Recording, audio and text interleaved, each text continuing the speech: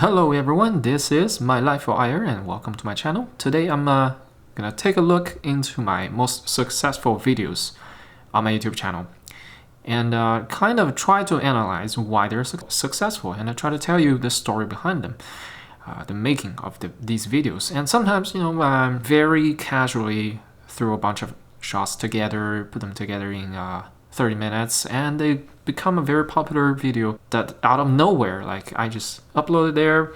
After a few months, it suddenly pops up in one of the most popular video on my channel. And it's always a surprise. It's a nice surprise, but also, because it is not a very well thought out video, it's not very well designed, not very well scripted, or rather there was no script at all. So like, if a lot of people are seeing this video on my channel, people are probably not gonna subscribe. People are not probably not gonna follow me because the low quality of that video. And those videos get views. I don't know why the YouTube algorithm is always a mystery. Even if we know the general rules, what to do, what not to do, it still happens that some random video just suddenly blow up.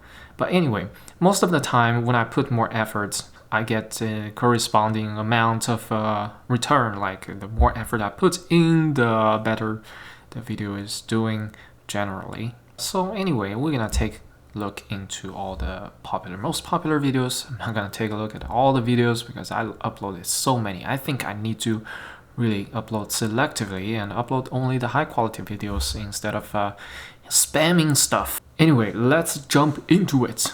So right now what you're seeing is the last 28 days most popular videos in the #1 spot. So I'm gonna try to talk about all these videos one by one.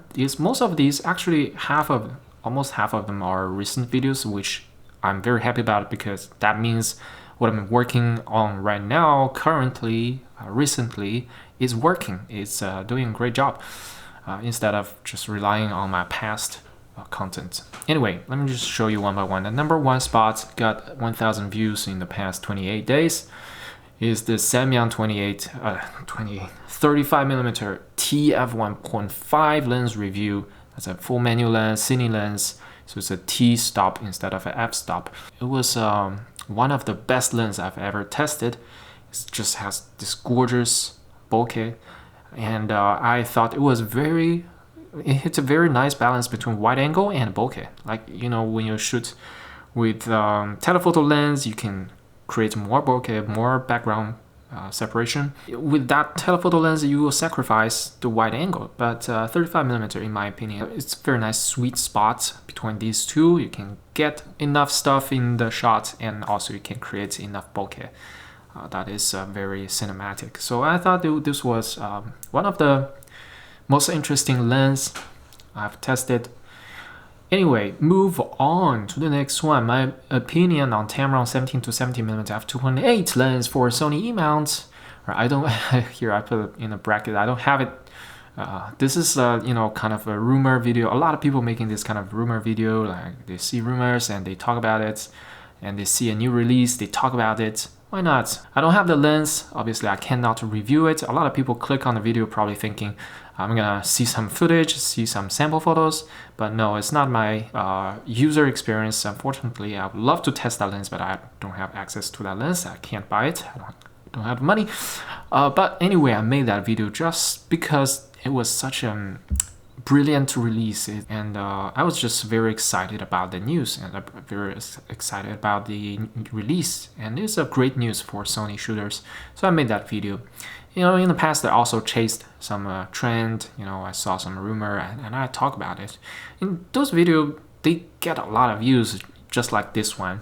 I got 842 views in the past 28 days, which is pretty good. One of the best performing video, but it has a downside, that is that a lot of people are searching for sample footage and review, and they don't see any sample footage, so they will downvote. They will give you a thumbs down. So it's not really good for your brand image unless you can really articulate yourself very well and talk about something that really insightful.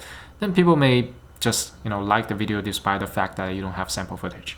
So I think I can make this kind of video, but only when it is really necessary. In this case, I thought it was pretty necessary. This 17-70 was really exciting lens, so I thought, okay, there's no wrong making this video, but definitely need to be careful.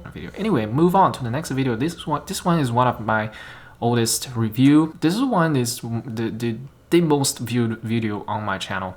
The Sony APS-C zoom lens, Sony 18-105 f4 OSS lens. I had a whole bunch of photos and sample videos, a lot of portrait shots. I think people were very interested in portrait shot. The thumbnail is also a portrait shot. This one is doing really well. It got over 102,000 views. It is a lot of views on my channel. This is kind of like a benchmark of what I try to strive to achieve. Like with every upload, I should do something like this: high quality, well put together, well written script, as a long, having enough experience with the lens and making a very honest review, very solid opinion. So yeah, this kind of review is what I would love to have on my channel 100% of the time, ideally. But sometimes I just put out some very low quality video. You will see.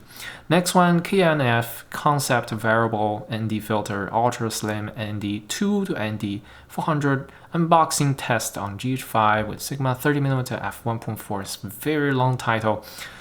And it's a very simple video, just testing that filter. And for some reason, filter videos get a lot of views as well. I don't know why. Filters has a huge market potential, maybe.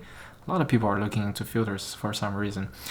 I myself, I don't really understand why so many people are watching those. I'm more excited about new lenses and new camera bodies, but not about filters. But granted, this filter is kind of an interesting filter. It's a variable ND filter. You can change the exposure on the go. It's very convenient. You don't have to swap the filter every time you change the location or change the environment. And it comes in a very small package, very portable. So that's a great filter, and I tested out. And also in the past, I also did a filter review of, not a review, just a testing, like the filter. It was a Gold filter for my Sigma 16mm f1.4 lens. I just took it in Venice and took a walk around in Venice, shot some sample photos, videos, and that was it. And a lot of people watched that video and thumbs up, and I don't understand why people thumbs up that kind of video. I put zero effort in that video. I just went to Venice, took picture, took photo, and put them together. I did not comment on anything insightful. I didn't comment on anything significant. It's just showing you the filter, and I could be faking it and you wouldn't even know. Like, I could be shooting without a filter and you wouldn't even know it. But it is what it is. A lot of people watch that one. I don't really understand. So that's one of the cases where it just baffles me. Why do people watch those videos? Next one, Sigma 17-70mm f2.8 to f4 lens, full review with a GH5 and an A6200, sample photo and video. This is one of the most recent videos made in December in 2020, last month. So not a month yet. And it got a lot of views, 700 views right now. It's I think it's over 800 views at this point. I estimate this video will get at least 50,000 views within 2 years. I think it's gonna be pretty successful, I think, I guess, because this one is very similar to this review, and even I put even more effort into this review. Similarly, I had a lot of portrait shot, landscape shot, video sample, and a lot of B-rolls, and my B-rolls are improving compared to 3 years ago. My B-roll, me taking video of the lens itself has become much better. I have, I can shoot slow motions in 4K, so that's also helping. Anyways, this video is looking good. A lot of effort, high effort, high quality, and high return. Get more views. The next one, Lumix 12 to 60mm f3.5 5.6 review, best value kit lens for Micro Four Third. This was published a few months back. It was in autumn in 2020. This one also, I put a lot of effort in this video. I tested a whole bunch of stuff. I spent 4 minutes testing just the parafocal capability, which turned out it doesn't have parafocal. And I don't know, I just put a lot of nice footage in there, and I guess eventually it went over people's heart, because at first, at the beginning, it was very slow. It didn't get any traction at the beginning when I first released this video. So sometimes, you know, I have to wait for a few months for the video to really kick off. And also the thumbnail, I was pretty fond of this thumbnail. I thought this thumbnail was pretty nice. I like the color contrast, you know, teal and orange very naturally in Venice. And you have this Lumix 12 to 60, you have the nice title there, very clean and clear. All right, move on to the next one. This one is one of the low effort video that got a lot of views and also got a lot of dislikes, deservingly. This one is when I first got my Sony A6300 camera, and I was curious, and I went to do a test on my balcony. I didn't even go out, just staying on my balcony. So easy. I don't know, maybe 30 minutes shooting all those and putting the footage together. Very, very low effort. It's nothing scientific. I shot everything in aperture priority, so almost auto exposure. So there's like a lot of people asking, what's the exposure? If you use different exposure, you shouldn't even compare between them. It doesn't make any sense. And they are right. They are right. It was very low effort. When I was making this, I didn't even think of the fact that I had to keep all the settings the same between two cameras. In the end, I proved that kind of the A6200 shot a better low light than the A7, the original A7. But it's up to debate. I don't know. It wasn't a really good test, but anyway, I put it out there. And putting a, you know, very intriguing title, is full frame better in low lights? For sure? Are you sure? And this kind of title often attracts people. Next, best all-in-one travel lens, Sony 24 to 240 super zoom, full frame super zoom unboxing review. This is not like a full review, like I used it for a month or 2 months or a year, then I review it. This one was, you know, I got a lens, I unboxed it. I shot myself unboxing the lens, and then I went on a little mini trip to Venice, and I took a bunch of photos and videos, and I was talking about the lens, my first impression of this lens when I was in Venice, while I was shooting. So it was really an unboxing first impression review, not really a review, preview maybe. And obviously I also put some other footage, put a lot of sample footage, video sample and photo sample. So, and also showcase just how far you can zoom in with 24 to 240. And this was also one of the most successful video. A very solid performance. Right now it's 560 views in the past month. But for 2 years, it's been almost 2 years, it's been doing really well.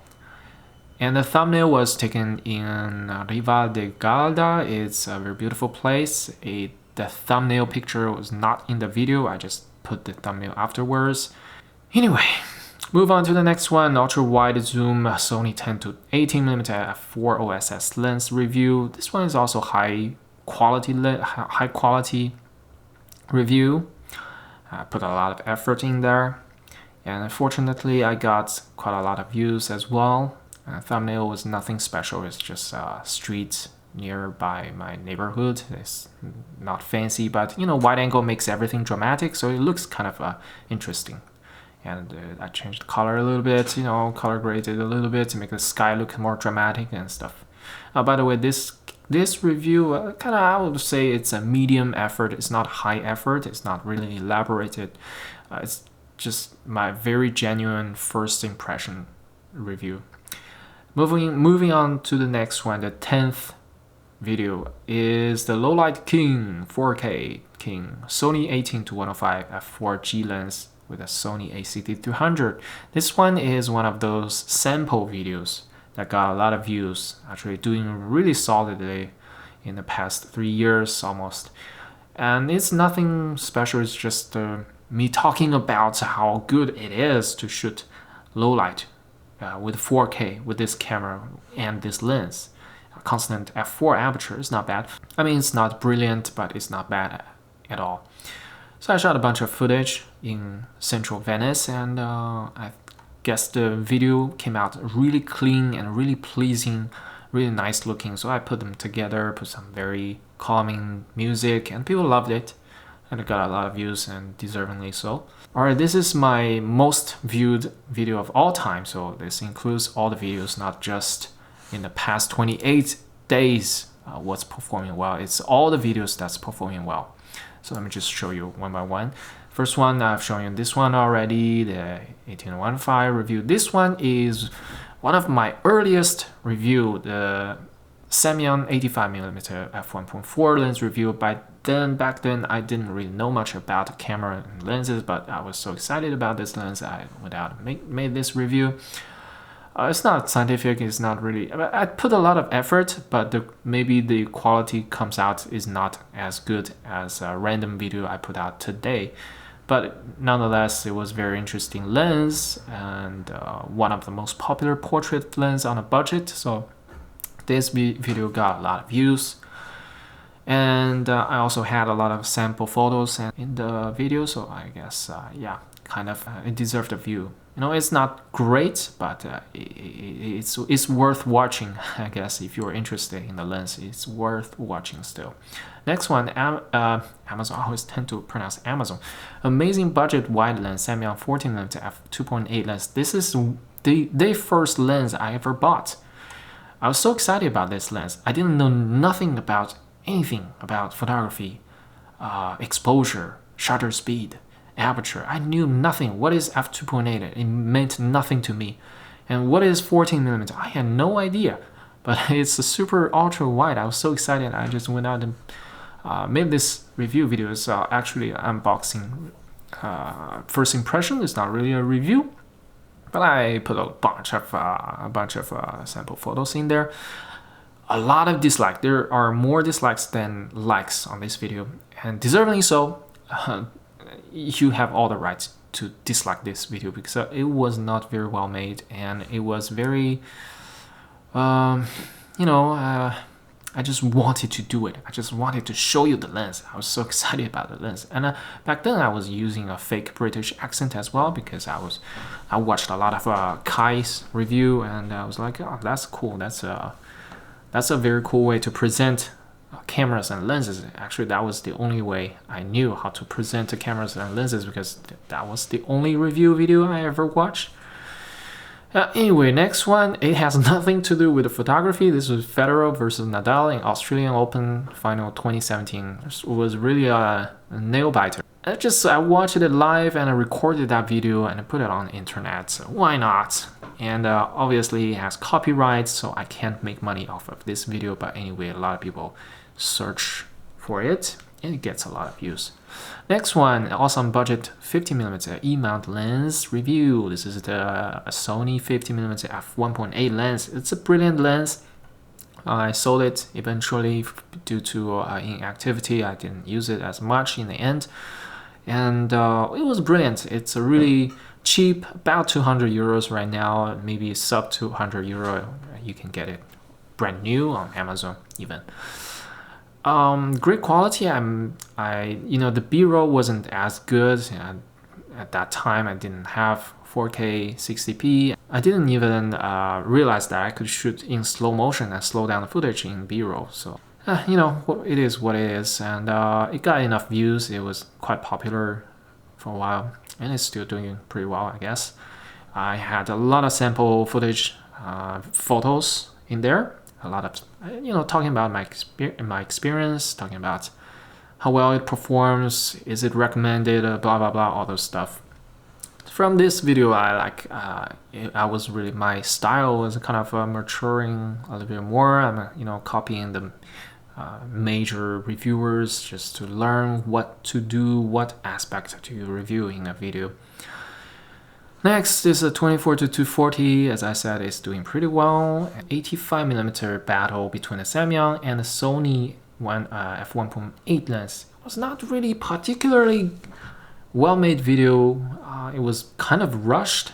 I was just talking more, it's more about my personal experience and opinion than the image quality or anything. I was talking about how I abandoned the Samyang for the Sony because I wanted to shoot in autofocus instead of manual focus anymore, because I got so tired of manual focus lens, because you know, shooting with the 85mm lens, you stand so far away from your subject, and sometimes when you shoot like a portrait orientation and you have to bend your back and everything and adjust the focus, and it's f1.4, it's a razor thin shallow depth of field. It's very difficult. It took so much time to get one shot in focus.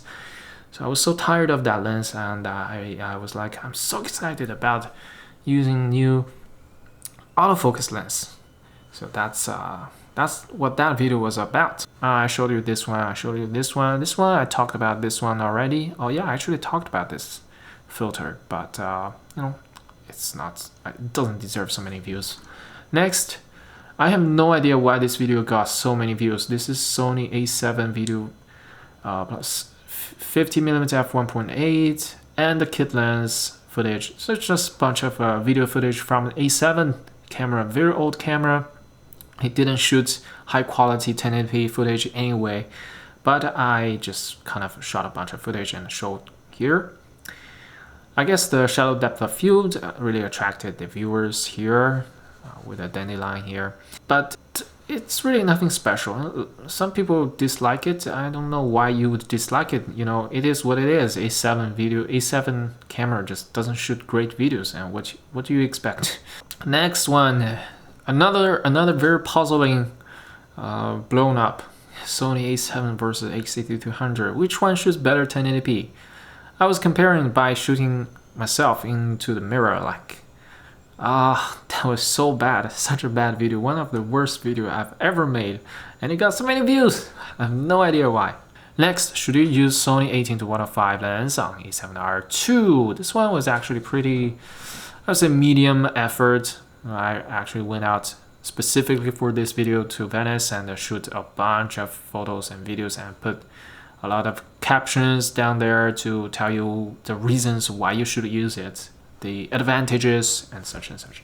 Next, Sony 18-105 f4G lens, crazy zoom range showcase. This is a really short, 1 minute 21 seconds short video just showing you how far it can zoom in, and it got a lot of views to my surprise, and it's nice surprise, and it deserves so many views because it's actually a very clean showcase of that zoom range. Next one, Corel Video Studio X9 2018 Ultimate versus DaVinci Resolve. This is the time when I switched from Premiere to DaVinci, and in between I kind of used Video Studio a little bit, and I was just talking about how bad that software was, comparing to a more professional software like a Premiere Pro and a DaVinci. Obviously it's really bad, really amateur video editing software, and a lot of people in the comment section was like, yeah, you don't even know how to use this software. No, it just sucks. Come on, stop arguing. Cool. Next, Tamron 28-75 versus Sony 24-240 photo and video comparison, and I shot this in Santa Croce del Lago. It was a very beautiful location. The video was not very well made, and my computer my laptop back then couldn't handle the footage, all the 4K, and I had layer upon layer and comparing the videos, image quality and zoom in, and the result of the rendering was terrible. Like, there were glitches everywhere, and the video kind of repeating sometimes, and just terrible result. And I couldn't remake that video because the restriction of the gear. So it's a pity. I could have been a very nice video, but I had to apologize in the comment section. I couldn't remake the video. I didn't have a good PC. I'm sorry. That's all I can do. I'm very sorry. I was very excited about this. I went on a trip, took a train for 2 hours to get there and make this review. comparison video, but in the end it was terrible. It's a shame. And this one is why you should get A7R II in 2019, only $1,500. I think I made some valid points.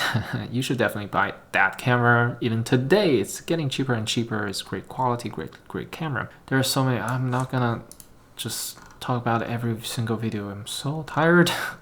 And eventually it will come to the video I recently made. This Lumix 12 to 16mm, the Sigma 17 to 15mm. This kind of a recent, but not really. It's been a year, it got only 1,000 views. Not really, it's really slow, really slow. It's underperforming what I was expecting, but it's okay. 70 to 200. What else? What other noticeable? This one is also interesting. It's doing not bad for what it is. I was just comparing 24 to 28mm, which one you would get. And I reviewed the A6300 and it didn't get view at all. It's like really underwhelming performance, very unfortunate. Other reviews, noticeable review. This one reviewed 25mm f1.7 lens for GH5. I think it was a solid review, put a lot of effort in there. Some nice sample photos. Someday maybe it'll get better, it'll get more views. Right now it's meh. 500 views, there's really nothing at the moment. Oh well, there's so many videos. So many videos, oh my god. Alright, that's it. That's all the popular videos it shows me. I'm kind of tired of talking about them. I'm exhausted. But anyway, that's a walkthrough of my most popular videos. Oh god, this is gonna be tough to edit. Anyways, thank you everyone for supporting me along the way. It's been 3 years and I've been making better and better video, I believe, and I'll try to improve in the future as well. Every time I make a video, I hope to be better than the last one. And thank you for sticking around. Thank you for supporting me, old and new subscribers. And yeah, hopefully someday this channel can really take off. And I'll see you in the next one. Subscribe and like. Bye.